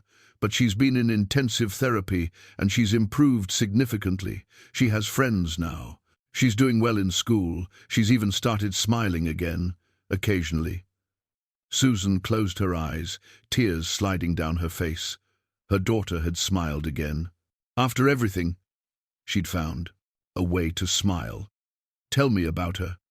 Please. Everything." Dr. Chen described a girl who loved reading, who was good at math, who'd recently joined the school's art club. She was quiet but kind, often helping younger children with their homework. She had a best friend named Jessica, who she was inseparable from. She liked dogs and wanted to volunteer at an animal shelter when she turned 16. Susan listened to every detail, hungry for information about the daughter she'd been denied for so long. This wasn't the 12-year-old she remembered. This was someone new, someone who'd been shaped by trauma and survival and the terrible choices adults had made. "Does she ever talk about me?" Susan asked, her voice breaking. Dr. Chen was quiet for a moment. "Sometimes, in therapy, she's expressed anger that her mother didn't protect her. She said she felt abandoned. These are normal responses given what she believed had happened. But Mrs. Kovac, I want you to know, underneath that anger, there's love, there's longing. She has a photograph of you and her sister that she keeps hidden in her room. Our staff found it once during a routine check, and when we asked about it, she got very defensive, very protective of it. She kept my picture. She kept your picture. Whatever she said about feeling abandoned, part of her never stopped loving you." Susan pressed her hand to her mouth, trying to keep from sobbing. "When can I see her?" "Tomorrow. We're going to tell her the truth tomorrow morning, with her therapist present. Then, if she's willing, we'll arrange a meeting. It will be supervised at first. We need to make sure both of you are emotionally prepared for this reunion. But yes, tomorrow." After the call ended, Susan sat in her living room, surrounded by the evidence of her daughters' lives. The FBI had photographed everything, but they'd let her keep the originals, the jacket, the diary pages, the pictures Maris had taken. Physical proof that her daughters had been real, that their disappearance had happened, that it hadn't all been some terrible dream. Ben had stayed with her through most of the day, fielding phone calls and keeping curious neighbors at bay. Now he made tea and brought it to her. "How are you holding up?"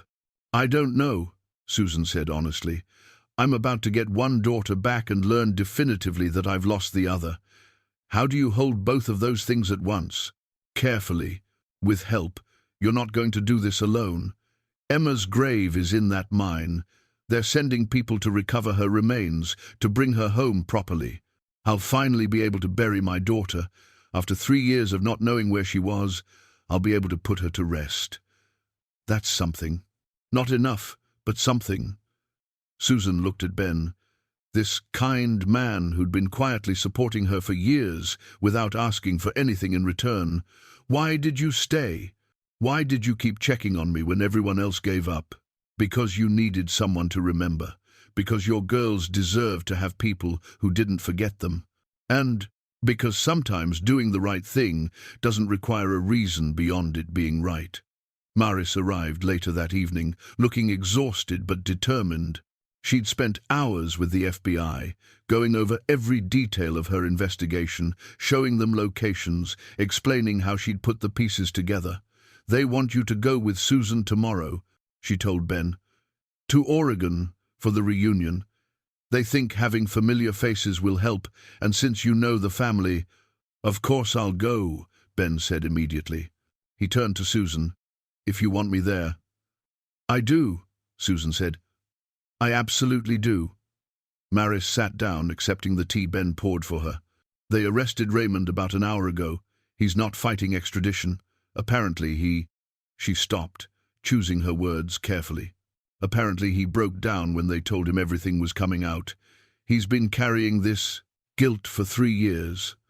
"Good," Susan said, and there was no mercy in her voice. "He should carry it for the rest of his life. He will.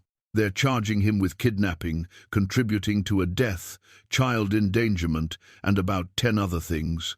Briggs is facing charges too, though they might offer him a deal if he testifies against Raymond." "I don't care about deals or justice or any of it right now," Susan said. "I just want to see my daughter. I want to hold her and tell her I never stopped looking, that I never stopped loving her. Everything else can wait." The 3 of them sat together as evening deepened into night, each lost in their own thoughts. Tomorrow, everything would change again. Tomorrow, a mother would be reunited with a daughter who'd been lost. Tomorrow, the long process of healing could finally begin. But tonight, they simply sat together. 3 people who understood loss and survival and the strange ways that grace sometimes arrived in the midst of tragedy. The White River Group home was a sprawling single-story building set among pine trees, designed to look more like a retreat center than an institution. Susan sat in the parking lot, unable to make herself get out of the car. Ben sat beside her, patient and quiet. Maris had stayed behind. This was a family moment, and she didn't belong in it. But her presence had been felt in making it possible. "She's in there," Susan whispered. "My daughter is in there, and I'm afraid." "Of what?" "That she won't want to see me, that she'll hate me for not finding her sooner, that 3 years is too long, that too much has been damaged." "Maybe," Ben said gently, "or maybe she's been waiting for this moment as much as you have." Dr. Chen met them at the entrance, professional but warm. "Sarah knows you're coming. We told her everything this morning, the truth about what her father did, about Vincent, about the cover-up. She's processing it all with her therapist right now. It's been very difficult for her." "How did she react?" Susan asked. "Shock, mostly. Anger, confusion, but also, and this is important, relief. I think part of her always knew something wasn't right about the story she'd been told. Having the truth, even though it's painful, seems to have lifted a weight." They walked through quiet hallways decorated with artwork made by the residents. Dr. Chen led them to a small conference room with comfortable chairs and soft lighting. A woman in her 30s was already there, the therapist, Susan assumed. "Mrs. Kovach, I'm Dr. Linda Morrison. I've been working with Sarah since she arrived here 3 years ago. I want to prepare you for what you're about to see. Sarah is not the same girl you remember. Trauma changes people, especially young people. She's taller now, obviously, and she's developed coping mechanisms that might seem distant or defensive.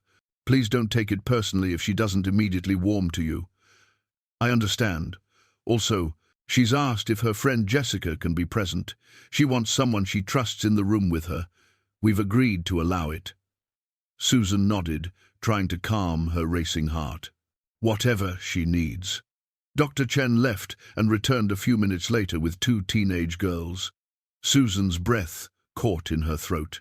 Lily Sarah stood in the doorway, taller and thinner than Susan remembered, her blonde hair cut short in a way that made her look older. She wore jeans and a sweatshirt, her arms crossed protectively over her chest. Her face had lost its childish roundness, showing the beginnings of the woman she'd become. But her eyes, those were still the same eyes Susan had looked into every day for 12 years. Mother and daughter stared at each other across the room. Neither moved. The moment stretched, fragile and enormous. "Lily," Susan finally said, her voice breaking on the name. "I go by Sarah now," the girl said, but her voice was uncertain, wavering. "Sarah, I'm so sorry. I'm so sorry for everything that happened to you." "They said..." Sarah stopped, swallowed hard. "They said you didn't know. That Dad lied to you too. I didn't know. I've been looking for you every day for 3 years. I never stopped looking." Sarah's composure cracked, her arms fell to her sides, and tears began streaming down her face. "Mom?" Susan crossed the room and pulled her daughter into her arms. Sarah resisted for just a moment, then collapsed against her mother, sobbing. Susan held her tight, one hand cradling the back of her head the way she used to when Sarah was small, whispering over and over, "I've got you. You're safe. I've got you."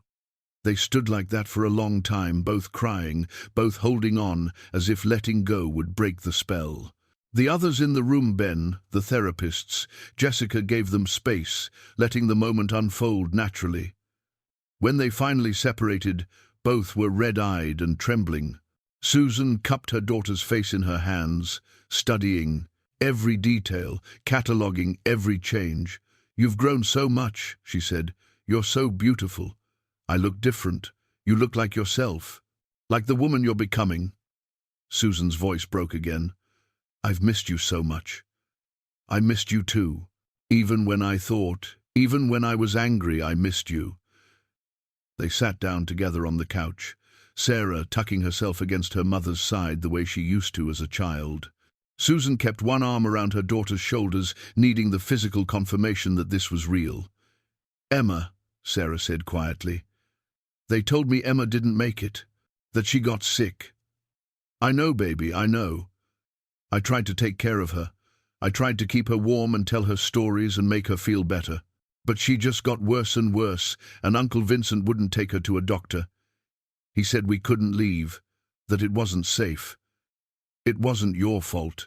None of this was your fault. Sarah turned to look at her mother. Did Dad really do this? Did he really ask Uncle Vincent to take us? Susan wanted to lie, to protect her daughter from this final betrayal. But Lily, Sarah deserved the truth. Yes, he was afraid of losing you in the custody dispute. He made a terrible choice. I hate him. That's okay. You're allowed to hate him. You're allowed to feel however you feel. Sarah was quiet for a moment, then said, I kept your picture, the one of all of us together, before everything happened. I kept it even though I told myself I didn't care anymore. Dr. Chen told me. I'm glad you kept it. Can I come home? The question came out small, vulnerable, the voice of the 12-year-old girl she'd been. Yes, Susan said, tears streaming down her face again. Yes, you can come home. That's all I've wanted for 3 years. To bring you home. They held each other again, and in that embrace was every missed birthday, every unanswered prayer, every night of grief and longing. But there was also hope, fragile and uncertain, but real. The road ahead would be difficult. There would be therapy and legal proceedings and media attention. There would be grief for Emma and anger at Raymond. There would be hard days and setbacks, but they would face it together. Mother and daughter, reunited at last, beginning the long journey of healing. 6 months later, Maris stood at the edge of Susan's backyard, watching the small gathering of people who'd come for Emma's memorial service. They'd finally recovered her remains from the mine and laid her to rest properly, with a headstone and flowers and all the dignity she'd been denied in death. The service had been quiet and private, just family and close friends, the way Susan wanted it. Sarah, she'd kept the name, deciding it represented who she'd become, stood beside her mother at the gravestone, one hand gripping Susan's tightly. She'd come a long way in 6 months, though the healing was far from complete. Therapy continued. 3 times a week.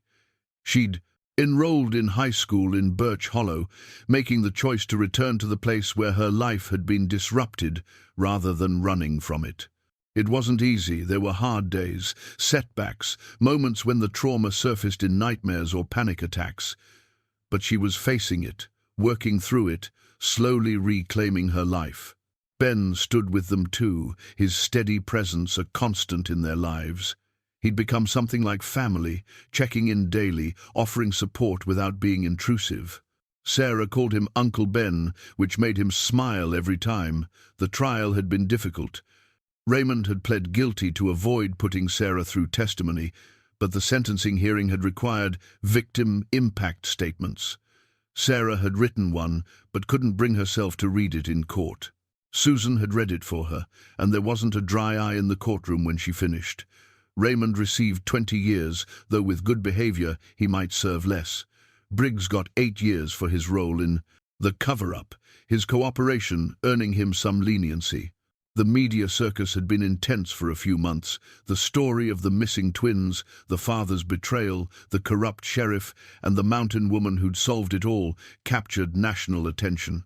But eventually, as media attention always does, it moved on to the next tragedy, the next scandal. Susan and Sarah were left to rebuild their lives in relative peace. Maris had tried to fade into the background, returning to her cabin, her routines, her solitude. But something had changed. The walls she'd spent 30 years building had been damaged beyond repair. She found herself driving to town more often, accepting Ben's invitations for coffee, even occasionally joining Susan and Sarah for dinner. It was uncomfortable and strange, being part of people's lives again after so long alone. But it was also good in ways she'd forgotten were possible. She'd spent 3 decades believing that isolation was survival, that caring about anyone would destroy her. But watching Susan and Sarah rebuild their relationship, witnessing their slow, painful healing, had taught her something different.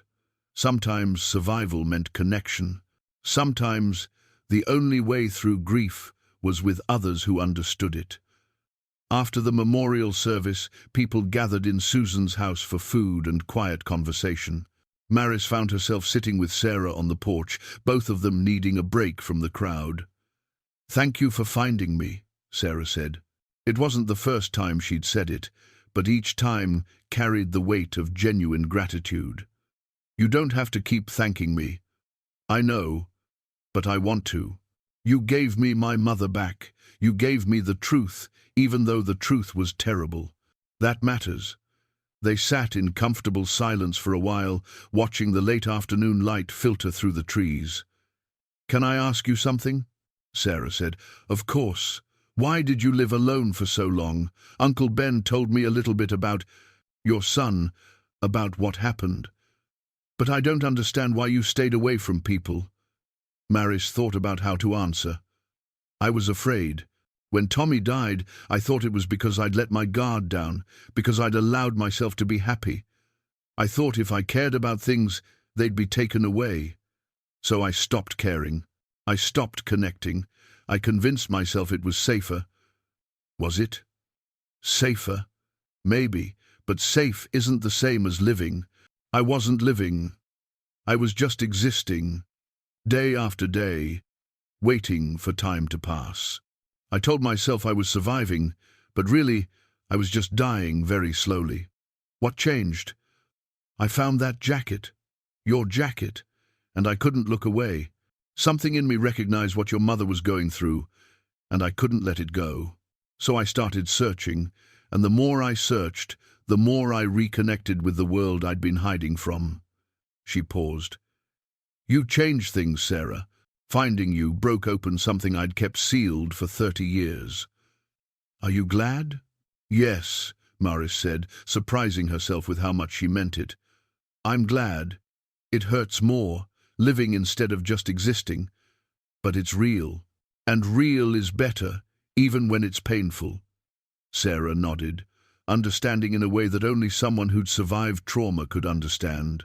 They sat together watching the sun sink lower, two survivors who'd found their way back to living. Inside, Susan looked out the window and saw them sitting together. Ben joined her, handing her a cup of tea. "She's doing well," he said, meaning Sarah. "She is. We both are, slowly. Some days are harder than others, but we're making it. And you have good people around you now." Susan looked at Maris and Sarah on the porch, then at Ben beside her. "I do. I don't know what I did to deserve it, but I'm grateful." The sun set fully, and people began leaving. Maris said her goodbyes and started toward her truck, but Susan called after her. "Same time next week? Dinner?" Maris hesitated for just a moment, old habits dying hard, then nodded. "Same time next week."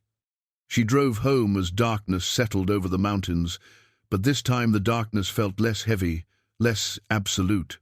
Her cabin was still there, still her sanctuary, but it wasn't a prison anymore. It was just a place where she lived, not the fortress where she hid. She made dinner, simple and familiar, then sat at her table with a piece of wood and her carving knife.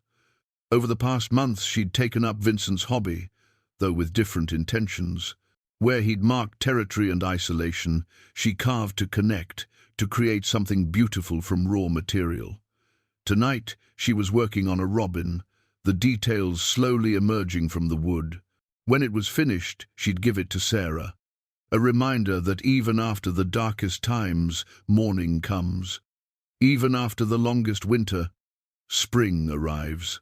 The bird took shape under her hands, and Maris worked until late, content in the quiet, no longer afraid of what tomorrow might bring. The forest outside her windows held its usual sounds, wind in the trees, creek water flowing, an owl calling in the distance.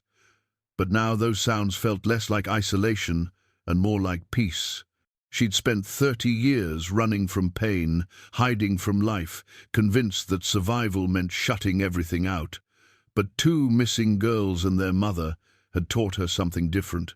Survival wasn't about avoiding pain, it was about finding the strength to face it, the courage to connect despite the risk, the grace to accept help when it was offered. Maris set down her carving and looked at the robin taking shape in her hands. It wasn't perfect, but it was real. Just like her life now, imperfect, uncertain, but real, and real was enough. Real was more than enough. It was everything.